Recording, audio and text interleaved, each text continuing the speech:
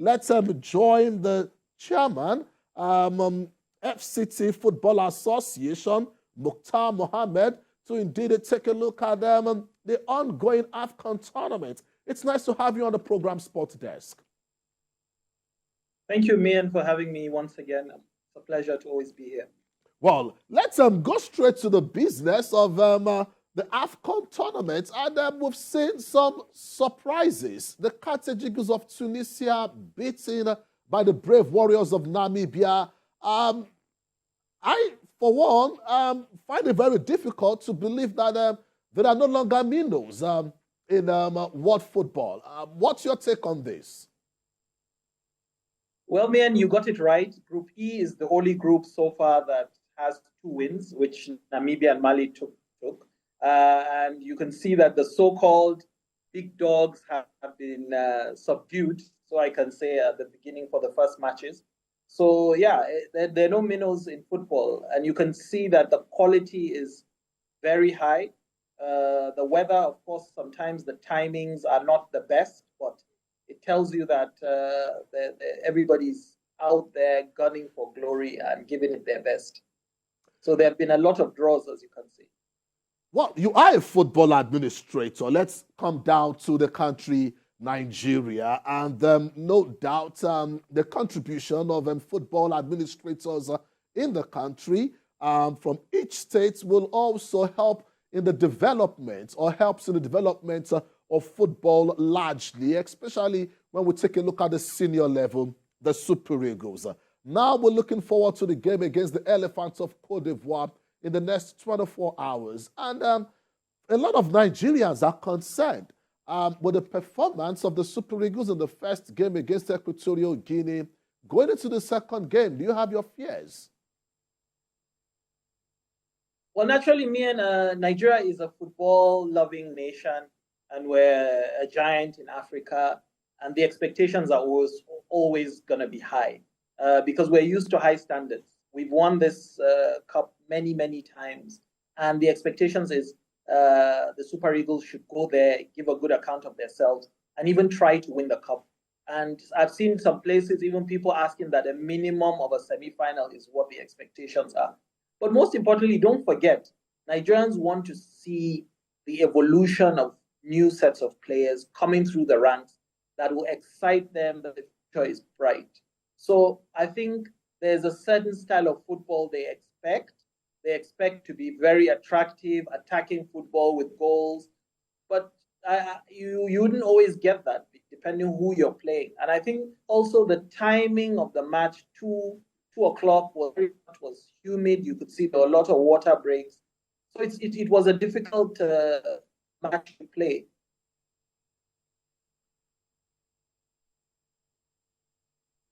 Well, I agree. The first match, a difficult match against Equatorial Guinea. Now we're looking at the Elephants of Cote d'Ivoire. You made mention of the fact that, yes, some are hoping that the Eagles will make it to the semi-final stage and also play the best of football. What do you think is wrong with Nigerian football? Because all the investment in football across the world, the end result is always at the national team level.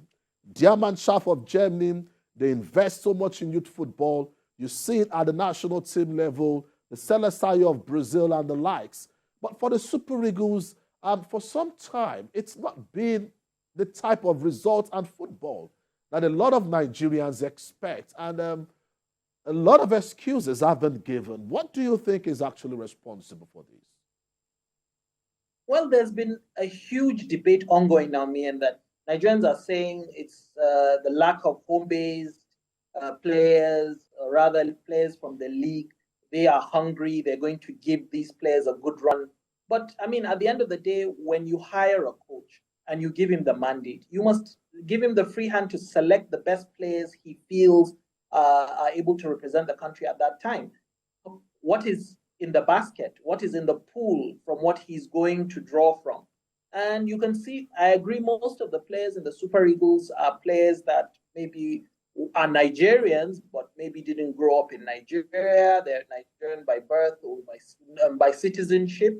So a lot of Nigerians want to see a mix at the end of the day, you ask, is the league standard up to the standard to produce players for the national team? We have a home-based Super Eagles, so that would be a good testing ground to put them up and see if they measure up. But I think the coach is picking players based on the standard of football they're playing week in, week out abroad. So if we want to change that, then we would need to set up those centers of excellence, those academies, put in the hard work, the next generation. It takes time. You know, you need to prepare the food, put it in the oven, cook it, and then you would see the results. So we're expecting miracles, but I think we need to go down to the basics and develop deliberately with a plan and develop those players for the future, like every other country has done. You need to put the infrastructure in place, the investment needs to be in place, and the academies need to run properly. And then you'd begin to see the results trickle in us producing those kind of players. Well, Mr. Mouktar, you made mention of the standard of the league in Nigeria. And as a journalist, let's go back in time. History has shown us that the first time Nigeria won the Nations Cup was in 1980. And interestingly, most of the players then indeed were indeed playing in Nigeria. 1994, we saw the likes of John Fashanu struggle to indeed make it into the Super Eagles despite making wave in England. And in 2013, Stephen Okechukwu of blessed memory, brought in untested, home-based players. In fact, about 10 of them, about half of the squad, were yet to indeed make their competitive debut for the Super Eagles. And this brings us to the raw talents back home in Nigeria. Some will also want to add the hunger and all that. Are the coaches doing enough to go round the country to pick the best legs to represent this country?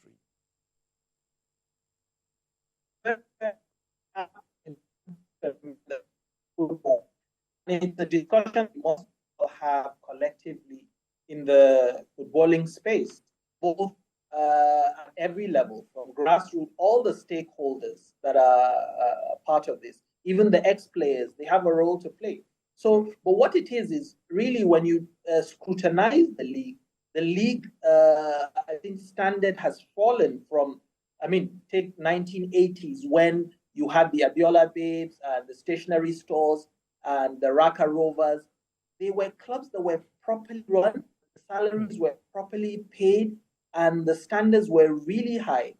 And of course, football, even around the continent, had not evolved to this level, because now football is very, very scientific and advanced. And that's why you see coaches have access to video analysis, to modern scientific techniques that they develop. So now everybody is able to give that tough run for your money. If you look at the Premier League, the standard has also improved from many years before. So now we saw Leicester win the league a few years back, and you see a Brighton go to United and win, West Ham defeat Arsenal. So what I'm saying is, I think the standard has dropped and the professionalism is not as it used to be.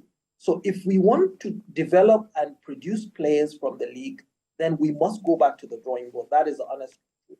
Because when you gave an example, Brazil, if you look at the ratio, the percentage of Brazilian-based players in the national team, it's also very low. So I'm not saying it can't happen. You can bring one or two, but I'm not sure. I'm not privy. I'm not in the technical committee, or I'm not part of the technical crew to know the experiments the coaches have done.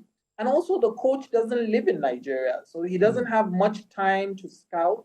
I think there's a lot of restructuring that needs to be done for us to have confidence to grow the league and develop players who and play at this level. Well, we've been talking to Mouktar Mohammed, the chairman, FCT Football Association. And let me just remind him on a lighter note. We understand that Jose Mourinho is available. And if Nigeria probably wants to win the World Cup in 2026. Maybe Jose could just be that man to lead the Super Eagles to victory. Many thanks for talking to us. Thank you very much. I appreciate it.